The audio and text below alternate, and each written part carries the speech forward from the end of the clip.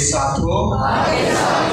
हमारे खुदा यीशु मसीह की खुशखबरी मुकद्दस मत्ती के मुताबिक।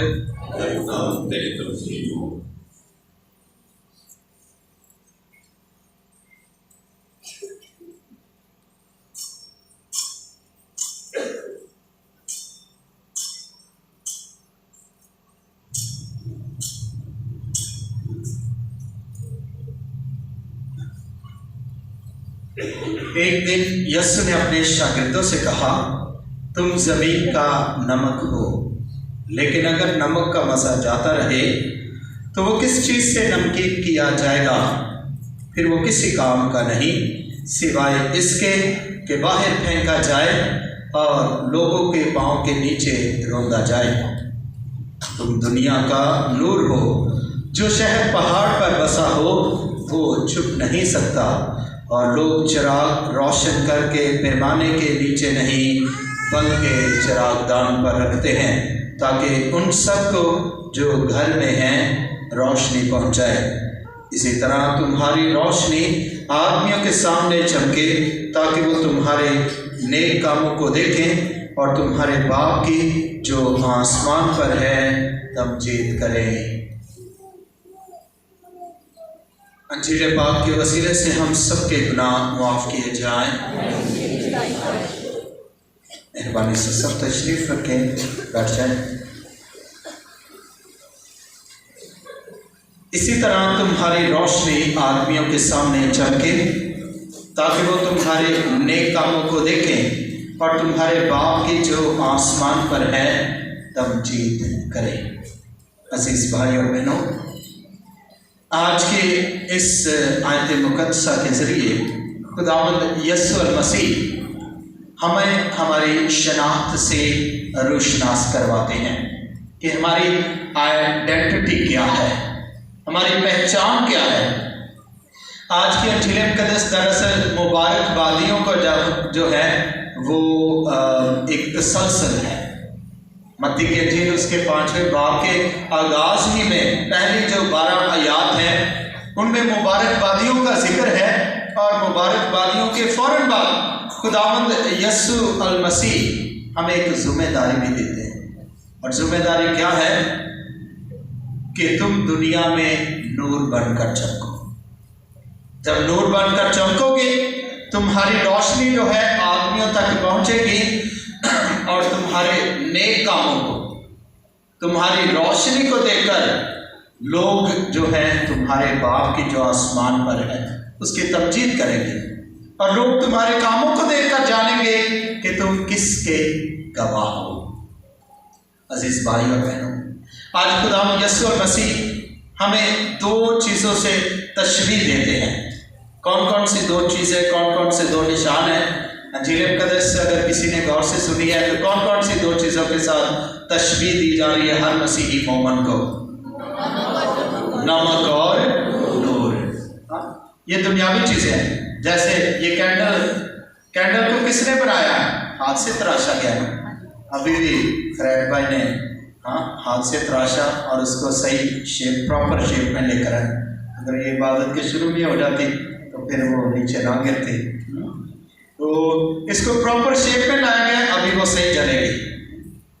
इसी तरह नमक जो है, नमक को जैसे हीरे को तराशा जाता है और पहाड़ से निकाला जाता है और तराश कर उसके साथ मुख्तलिफ चीज़ें बनाते हैं।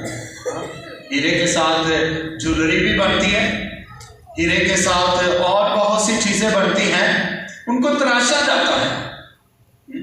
अगर हर तराशी जाने वाली चीज़ बुत होती तो खुदा यीशु मसीह कभी भी हमें ये ना कहते कि तुम ज़मीन का नमक हो, तुम दुनिया का नूर हो। निशानात और अलामातें, निशानात और अलामात हमारे मज़हब का हिस्सा है। बाइबल मुक़द्दस तो निशानात से, अलामात से भरी पड़ी है। खुदा ने जब भी अपने लोगों को बुलाया, उन्हें कोई खास मिशन सौंपा, उसके लिए कोई निशान दिया। इसलिए निशान जो है, अलामतें जो हैं वो बुत नहीं है। अलामतें जो हैं, निशान जो है, ये हमारे मज़हब का हिस्सा है। Pictures, sign of cross, crucifix, खुदा यीशु मसीह का मुजस्समा, हाँ, या नमक या कैंडल, ये बुत नहीं है। वरना तो हम इस कैंडल को भी कहते कि ये बुत है। हम इसको अलतार पे नहीं रखते क्योंकि ये हाथ से तराशी गई है। नहीं, जो निशानात खुदा की बंदगी के लिए हैं, खुदा की प्रेस के लिए हैं, खुदा की प्रस्तुति के लिए हैं, वो कभी भी बुत नहीं हो सकते। ये हमें अपने जहनों में भी क्लियर इस बात को करने की जरूरत है। और जिनके जहन खराब हो चुके हैं उनके जहन से भी इन चीजों को वाइप आउट करने की जरूरत है। उनको बताना, सही रास्ते पर लेकर आए, रोशनी में लेकर आना। अभी तक वो जहालत के अंधेरों में भटक रहे हैं, उन तक रोशनी नहीं पहुंची। और रोशनी कहां से पहुंचती है? कलाम से पहुंचती है, जो फरमाता है कि तुम दुनिया का नूर हो।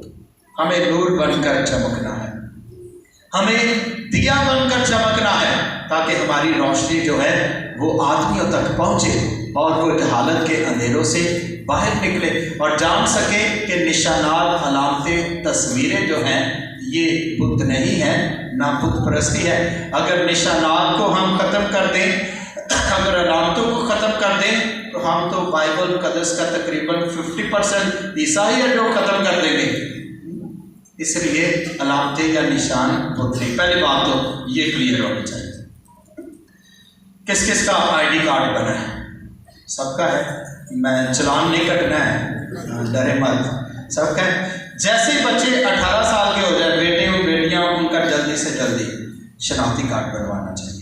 जब बच्चा पैदा हो तो वालिदैन की कोशिश होनी चाहिए कि जल्दी से जल्दी उसका नाम जो है यूनियन काउंसिल में दर्ज करवाया जाए और उसका बर्थ सर्टिफिकेट हासिल किया जाए। हमारे बिशप साहब बार बार इस चीज़ पर जोर दे रहे हैं कि हम मसीहों की, हर मसीही मोमेंट की, बल्कि हर पाकिस्तानी की जो है वो आइडेंटिटी होनी चाहिए, उसका अंदराज होना चाहिए, उसकी शनाख्त जो है वो होनी चाहिए। और बिशप साहब अपनी कौम के लिए ख़ास दर्द दिल रखते हैं, इसलिए वो कहते हैं कि हर मसीही बच्चा जो है उसका नाम दर्ज होना चाहिए। तो इसलिए अपने गली मोहल्लों में, अपने ख़ानदानों में भी इस बात पर जोर दें। मुझे आज भी याद है कि मेरे वालिदैन ने, जैसे मैं 18 साल का हुआ तो पहला काम उन्होंने कहा कि बेटा मेरे साथ आओ, आपका पहले आईडी कार्ड बनवाते हैं। ऐसे ही दूसरे बहन भाइयों का, और ऐसे बहुत से वालिदैन ऐसे हैं, जिम्मेदारी लेते हैं, क्योंकि निकाह के वक्त उन्होंने वादा किया था कि वो बच्चों की परवरिश जो है मसीही कवानीन के मुताबिक, कलीसिया की कवानीन के मुताबिक, मसीही मज़हब के मुताबिक करेंगे। और बहुत से वालिदैन ऐसा करते हैं और इनको मैं शाबाशी देना चाहता हूँ और चाहूँगा जोरदार तालियां बजाएं ऐसे वालिदैन के लिए जो जिम्मेदारी पूरी करते हैं, जिम्मेदारी का एहसास रखते हैं और दूसरों में भी इस जिम्मेदारी को ट्रांसफ़र करते हैं। जैसे आईडी कार्ड है, आइडेंटिटी कार्ड है, वो आपकी पहचान है। और आजकल फिर हमारे मुल्क के जो हालात हैं वो बहुत नाजुक हैं और इनमें जगह जगह पर चेकिंग की जा रही है। अगर आपका आईडी कार्ड नहीं है, आपको मुश्तबा अफराद में गिना जाता है, मशकूक गिना जाता है। तो अपना आईडी कार्ड अपने साथ रखें, अपनी पहचान अपने साथ। आईडी कार्ड आपकी पहचान है, उस पर आपका नाम है, आपकी बल्दियत है, आपका नस्बनामा पता चलता है, किस नस्ल से ये आ रहा है, इसके वालिद का नाम, दादा का नाम, पीछे वो सारा कुछ अंदाज़ा लगा सकते हैं, ढूंढ सकते हैं। उस पर आपका नंबर है, उस पर आपका जेंडर है, उस पर आपका एड्रेस लिखा हुआ है, उस पर आपके कार्ड की वैलिडिटी लिखी हुई है कि कहाँ तक ये जो है इसका अजरा जो है वो हुआ है और ये जारी रह सकता है और ये जो है वो कारामद है। ये सारी चीज़ें ऐसी आज खुदाम यीशु मसीह आज के इंजील मुक़द्दस के ज़रिए से मुबारकबादियों के फ़ौरन बाद एक मसीही को, एक मोमिन को उसकी पहचान करवाते हैं कि तुम हो क्या। और दो चीज़ों के साथ तशबीह दें, तुम ज़मीन का नमक हो और तुम दुनिया का नूर हो। यानी हर मसीही जो है इस दुनिया में नमक की तरह है, नूर की तरह। हमें इस पहचान को खोना नहीं। बाज़ औक़ात हम दुनियावी फ़िक्रों की वजह से इस पहचान को, इस आइडेंटिटी को, इस शनाख्त को खो देते हैं। लेकिन खुदा का पाक कलाम आज एक बार फिर हमें इस बात से रोशनास करवाता है कि अगर हमने अपनी आइडेंटिटी खो दी, अपनी शनाख्त खो दी, तो फिर हम किसी काम के नहीं रहेंगे। हुकूमत के सामने भी, खुदा के सामने भी, अपने ख़ानदान के सामने भी, अपने ज़मीर के सामने भी हमारी कोई पहचान, कोई वैल्यू बाकी नहीं रहेगी। जिस तरह नमक के बारे में लिखा है कि अगर नमक अपना मज़ा खो दे तो वो किसी काम का नहीं, सिवाय इसके कि फेंका जाए और पाँव के तले रौंदा जाए। ऐसे जब एक मसीही, एक मोमन, एक जिंदा खुदा को मानने वाला अपनी पहचान खो देता है तो समझ ले वहाँ से उसकी बदबख्ती का दौर शुरू हो जाता है। और हमारे सामने बहुत बड़ी बड़ी एग्जाम्पल्स हैं। हमारे सामने एक मशहूर क्रिकेटर भी थे, यूसुफ यूहन्ना, जो मसीही थे, जिनकी एक पहचान थी, एक नाम था। जैसे ही अपनी पहचान खो दी, अपना वकार भी खो दिया, अपनी मशहूरी, अपनी फेम भी खो दी और अपनी आइडेंटिटी खो दी। जब तक वो अपनी पहचान रखता था, अपना आईडी कार्ड साथ रखता था, मसीही आईडी कार्ड, मसीही होने का आईडी कार्ड, तब तक बड़ी दुआएं उसके पीछे थी। माँओं की, बेटियों की, बहनों की, बेटों की, भाइयों की, सबकी दुआएं थी। यहाँ तक था कि हमारे लोग, जब वो क्रिकेट खेलता था, मैच होता था, तो लोग बादल मुक़द्दस उठाकर टेलीविज़न के ऊपर रख देते थे। इस टीम को बरकत मिले, इस प्लेयर को बरकत मिले, जीत हमारी हो। जब एक मोमन ऐसी खानदान करता है, अगर खानदान में कोई शख्स जो है खानदान की तो आबरू का ख्याल ना रखे और ख़ानदान के लिए वो मेहनत ना करे, ख़ानदान के लिए कोशिश ना करे, अपनी आइडेंटिटी को खो दे, ख़ानदान भी उसके साथ फिर अच्छा सलूक नहीं करता है।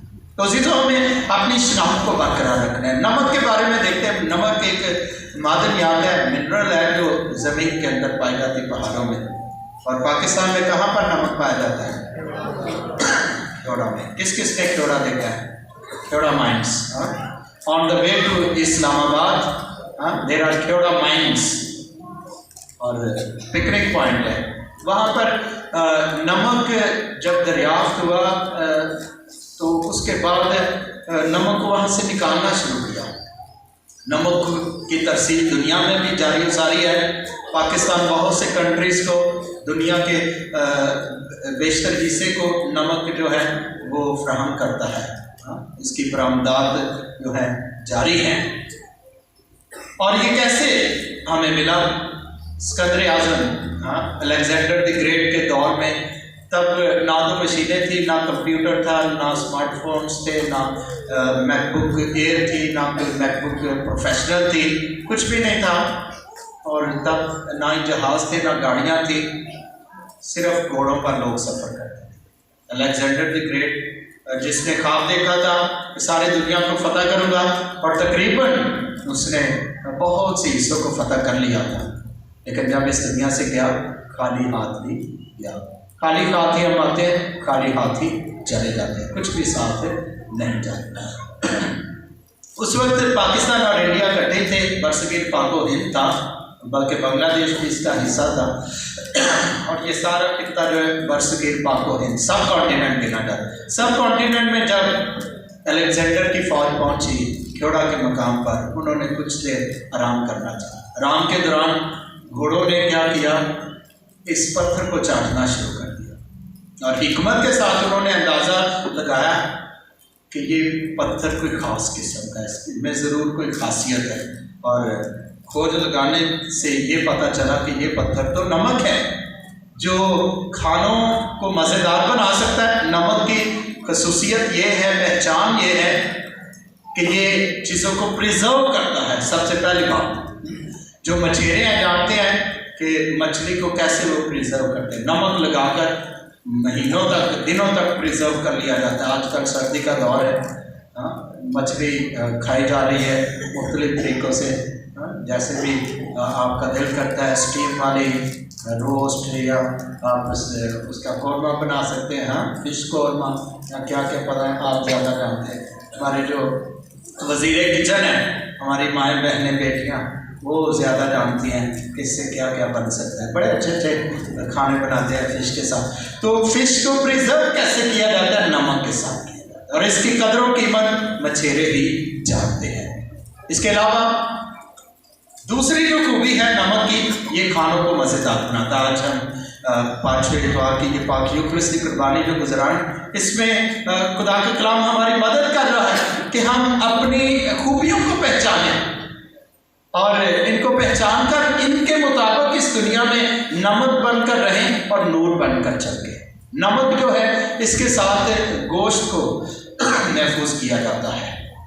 जब रेफ्रिजरेटर नहीं थे, फ्रिजें नहीं थी, तब नमक के साथ, हाँ पुराने दौर में एक तरीका था जब गोश्त वाफर मकदार में होता था। अभी भी हमारे भी रोज़े आने वाले हैं, हमारे मुस्लिम भाइयों के भी रोज़े आने वाले हैं और उनकी ईदें भी आने वाली। ईद के मौके पर वो हमारे साथ अपना प्यार बांटते हैं। जैसे ईदों के मौके पर हम भी जब कोई चीज़ पकाते हैं, सवैयाँ हों या सूजी हो या कोई और स्वीट डिश हो, कस्टर्ड हो, खीर हो, लजीजा खीर हो, कुछ भी हो या गोश्त हो, हम अपने हमसायों के साथ बांटते हैं। केक प्लेट उनके लिए भी ये अच्छी रवायत है, अच्छी रवायात को बरकरार रखना चाहिए। हमारे मुस्लिम भाई भी वो अपनी ईद के मौके पर अपनी खुशियाँ गोश्त की शक्ल में हमारे साथ बांटते हैं। तो वो गोश्त जो है हम खुशी से खाते हैं, क्योंकि बाप इब्राहिम की कुर्बानी की याद में वो दिया जाता है, खुशियाँ बांटी जाती हैं। उस गोश्त को पुराने दौर में क्या किया जाता है, जब वाफर मकदार में होता था, हमारी माएँ बहनें क्या करती, तरीका क्या था? पंजाबी का एक लफ्ज़ इस्तेमाल करना, वड़ियाँ, किन्हों पता है किस किस ने खाई हैं? वड़ियाँ बनाकर उस गोश्त को महफूज कर लिया जाता था, जो सालों तक चलती थी। 1 साल कम से कम, 2 साल, 3 साल, 5 साल तक भी चल सकती, अगर आप प्रॉपर तरीके से उनको महफूज करते हैं। तो इस तरह से गोश्त को महफूज किया जाता है, उसमें नमक डाला जाता, बॉयल किया जाता था, साथ में ये मिक्सचर होता था दाल का और गोश्त का। आजकल नए तरीके आ गए, रेफ्रिजरेटर या और तरीक़ों से सुखा कर महफूज कर लिया जाए। तो नमक जो है वो खानों को मज़ेदार भी बनाता है, महफूज भी रखता है। फिर इसके अलावा जानवरों की जो खाल है उसको महफूज करने के लिए नमक लगाया जाता है। खाल से जो है चमड़ा बनता है, चमड़े से हमें बेल्ट हासिल होती है, जैकेटें हासिल होती हैं। हाँ, ये तबला बड़ा अच्छा बजाते हैं भाई, इसके जो पुड़े हैं खासा जानते हैं। हाँ, अच्छे जो है वो चमड़े के ही होते हैं। हाँ, वो प्लास्टिक के भी होते हैं, लेकिन वो इतने पायदार नहीं होते, उसकी ओरिजिनल साउंड नहीं होती। जो चमड़े के हैं वो अच्छे पुड़े होते हैं, और हमने भी अच्छे डलवाए हैं इस दफ़ा। हाँ, तो उम्मीद है ये ज़्यादा देर निकालेंगे और हम इसके ज़रिए खुदा की बंदगी करते रहेंगे। तो नमक जो है चीज़ों को प्रिजर्व भी करता है, अच्छी क्वालिटी भी हमें फ्राहम करता है। ये है नमक की खासियत। अब खुदा चाहता है कि हम इस नमक की तरह जो नेमते खुदाबंदी है, मिनरल जो है खुदा की तरफ से, ये मादनियात जो है ये खुदा की तरफ से नेमत है, जो कुदरती तौर पर हमें खेड़ा के मकाम से मिली है। खुदा चाहता है कि हम नमक बनकर चीज़ों को महफूज करना सीखें, हम चीज़ों को मज़ेदार करना सीखें, ज़िंदगी में ज़िंदगी का मज़ा पैदा करना सीखें। ये हमारा काम है। जिनकी ज़िंदगी जो है वो खुदा की डगर से किसी और डगर पे चली गई है, हमें नमक होते हुए उनकी ज़िंदगियों में खुदा के कलाम का मज़ा पैदा करने की ज़रूरत है, ताकि वो इस कलाम से अपनी ज़िंदगियों को जो है ताकत फ्राहम कर सकें। जो चीज़ मज़ेदार होती है, ज़्यादा खाते हैं या कम खाते हैं? ज़्यादा खाते हैं। तो खुदा का कलाम हमारी ज़िंदगियों को रोशनी भी फ्राहम करता है, ज़िंदगियों में मज़ा पैदा करता है, और फिर आप ज़्यादा से ज़्यादा इसे पढ़ने की, इसे जानने की कोशिश करते हैं। अभी कल ही एक मोमेंट से मेरी मुलाकात हुई और वो शेयर कर रहा था कि बाइबल मुक़द्दस पढ़ने का उसका अंदाज़ क्या है। वो बहन पढ़ी लिखी नहीं, और उसने कहा कि मैं कैसे बाइबल मुक़द्दस पढ़ती हूँ, मैं ऐसे पढ़ती हूँ, पाकलाम खोल दी हूँ, एक एक पेज मैं ऐसे शुरू से लेकर आखिर तक उसको उल्टती हूँ और उसको टर्न आउट करती हूँ, और क्या करती हूँ, साथ में सलाम मरियम की दुआ पढ़ती जाती है। ऐसे ऐसे पेज जो हैं वो उठती जाती हूँ और सलाम मरियम पढ़ती जाती हूँ, तो इससे मुझे बड़ी बरकत मिलती है। मैं उसका ये तरीका पहली दफ़ा मैंने ये तरीका सुना। वैसे तो मैंने सुना, बताया भी, सीने से लगाना चाहिए, इसको पाक बोसा देना चाहिए, दिल से लगाना चाहिए, और ये तरीका मैंने उससे सुनकर मैं हैरान हुआ कि कैसे वो खुदा के कलाम से अपनी ज़िंदगी को रोशनी देती है, कैसे अपनी ज़िंदगी में मज़ा पैदा करते हैं। ये खुदा के कलाम की बरकत है। और जो भी ऐसा करता है, क्योंकि खुदा के कलाम में लिखा है, पढ़ने वाले को भी बरकत मिलती है, सुनने वालों को भी बरकत मिलती है, जो इसको टच करता है उसको भी बरकत मिलती है, और उसकी ज़िंदगी में खुदा का नूर आ जाता है। दूसरी जो हमारी शनाख्त है, जो निशान खुदा ने हमें दिया है, वो है नूर का निशान। जो शहर पहाड़ पर बसा हो वो छुप नहीं सकता।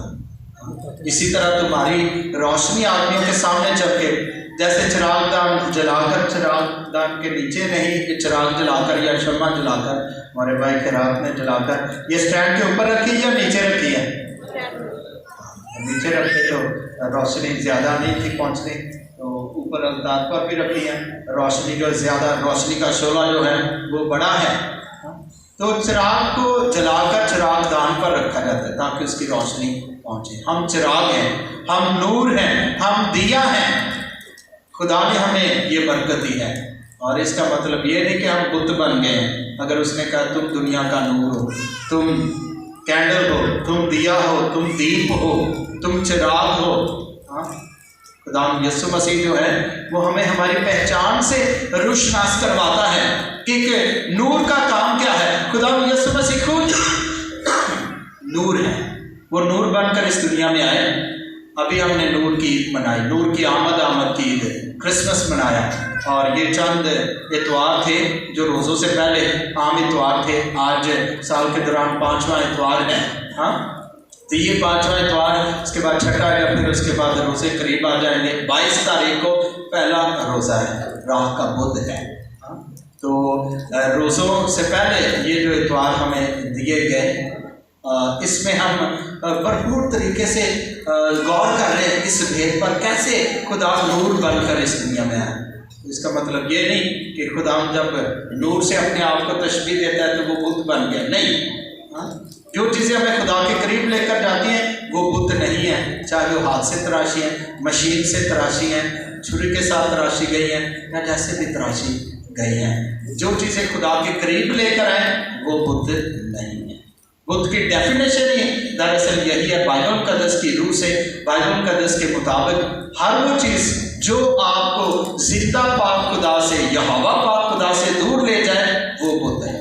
चाहे वो आपकी दौलत है, चाहे वो आपका फ़रेब है, लालच है, चाहे वो ऐशो इशरत है, चाहे वो मालो बता है, चाहे वो आपकी जायदाद है, आपका बिजनेस है, आपकी गाड़ियाँ हैं, आपका कुछ भी है, अगर वो खुदा से दूर ले जाए तो वो बुद्ध है।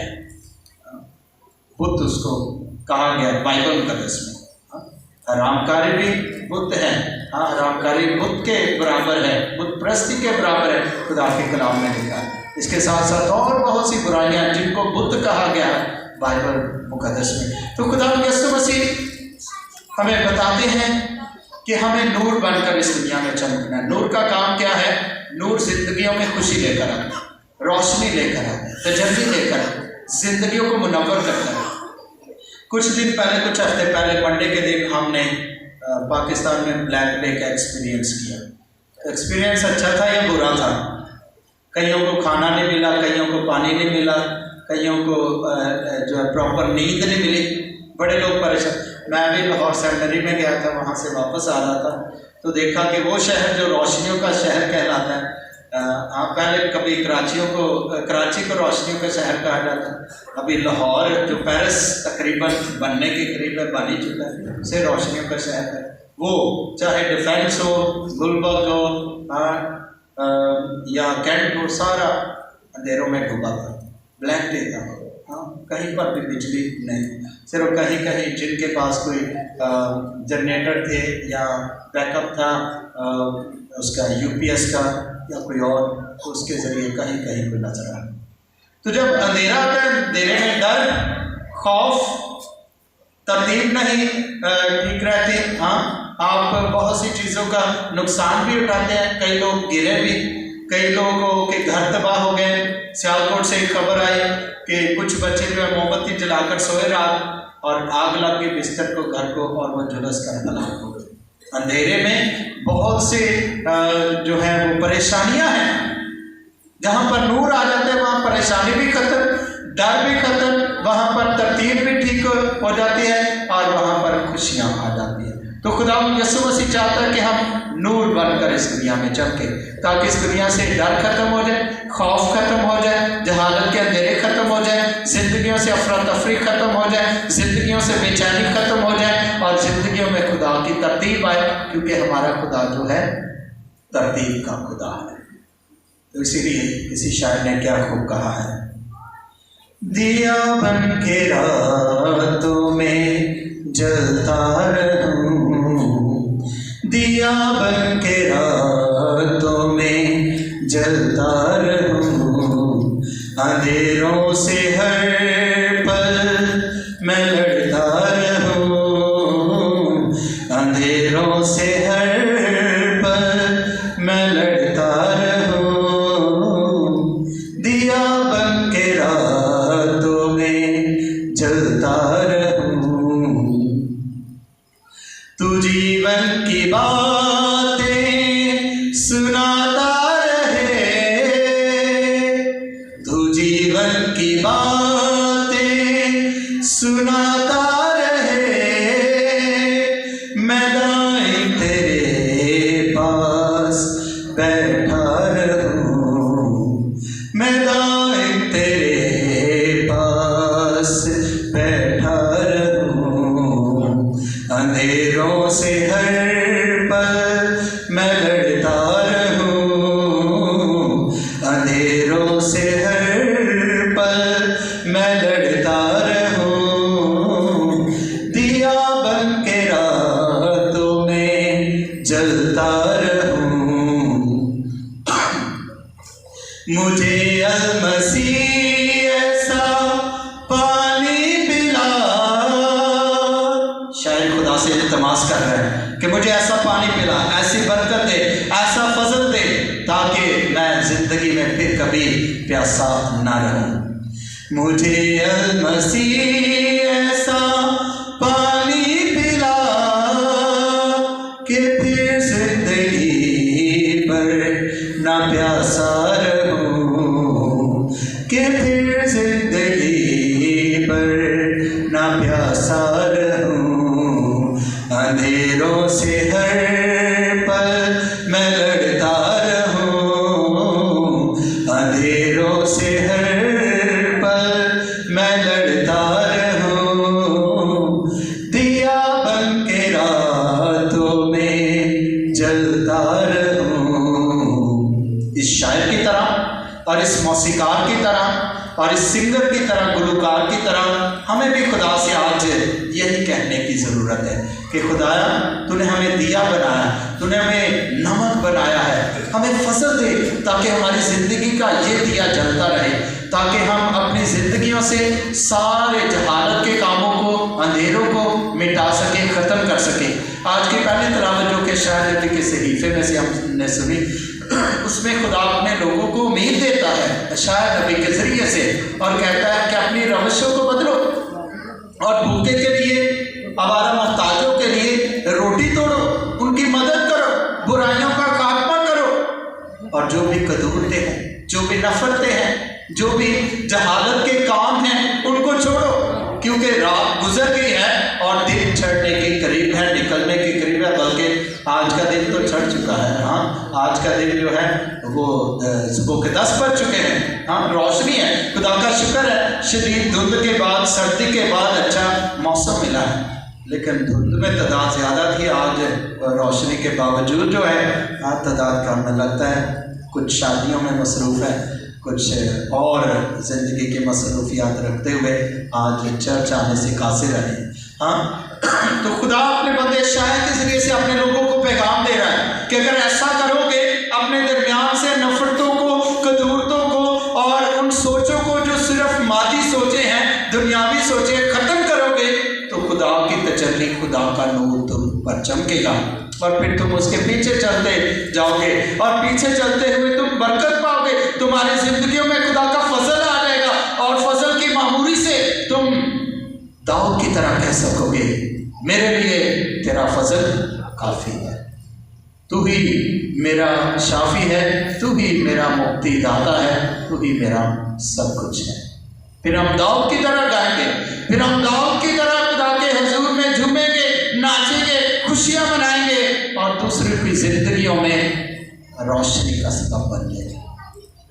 हमारे काम, हमारी नेकियां, हमारे नेक काम उनके लिए मशले राह बन जाएंगे, उनके लिए चिराग बन जाएंगे, उनके लिए दिया बन जाएंगे, दीप बन जाएंगे और वो इन चिरागों की रोशनी में चलते हुए भटकेंगे नहीं, बल्कि सीधी राह का चुनाव करेंगे और सीधी राह पर चलकर खुदा के करीब आ जाएंगे और यही कहेंगे, मैं यीशु के नूर में चलूंगा, ओ अंधेरी रात में न डरूंगा, नूर में चलूंगा, पीछे चलूंगा, यीशु मेरा मजी मसरूफ, चलते चलते नूर में यीशु के साथ, चलते चलते थामता यीशु के हाथ, नूर में मैं रहूंगा, फतह पाऊंगा, मैं नूर में चलता चलूंगा।